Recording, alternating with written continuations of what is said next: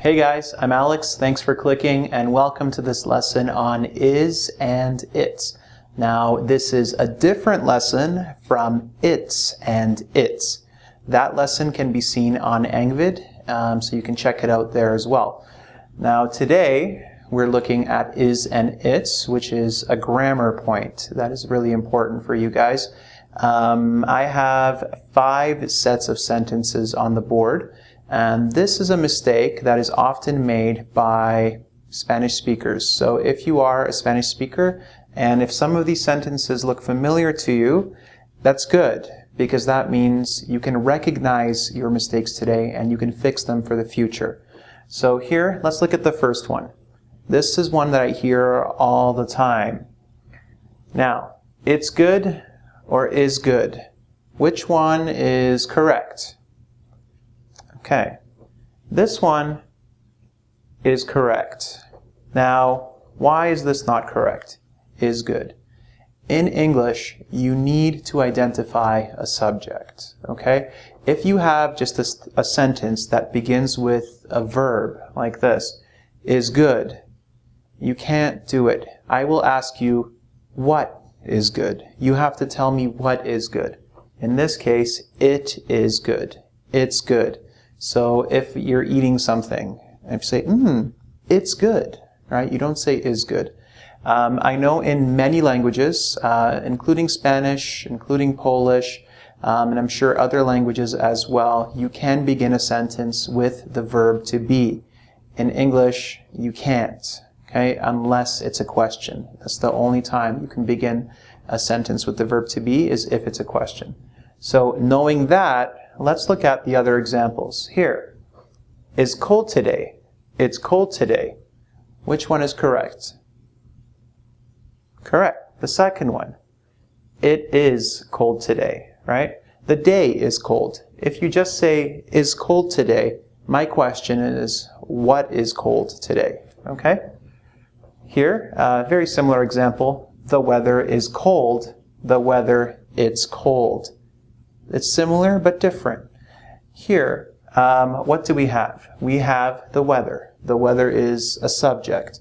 Now, common sentence construction, of course, is subject plus verb. Subject, the weather, plus verb, is. This is good.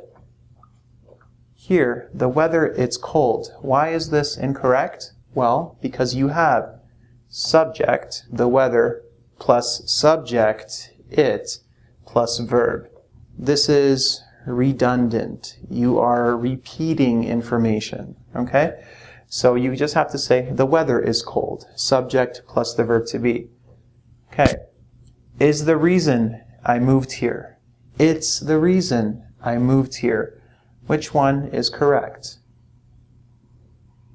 Correct. The second one.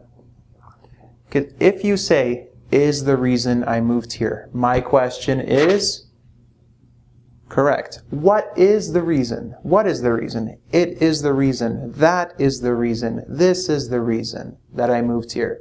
You can say, for example, the restaurants are the reason, okay? Or he is the reason. She is the reason. It is the reason I moved here, right? It is the reason I moved here. It's the reason.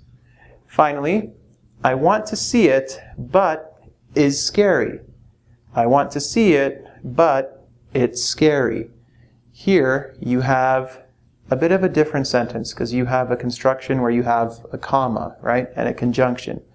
Now, if you have a conjunction, right, you need to start a new idea, a new topic, a new thought. You have to have a subject again. So here, knowing that, what do you think is the correct sentence? Right, but it's scary. So I want to see a movie, right, but it's scary. So here, but you say, teacher, you said I want to see it, right? It, I understand. It's it already. Why do I have to repeat it again? Because you used a conjunction. Okay, you used a connecting word like but, like and, like or, like so. If you do that, you have to use it again. Okay? I want to see it, but it's scary. if you have this, but is scary, my question again is, what is scary? But it, the movie, is scary. Okay?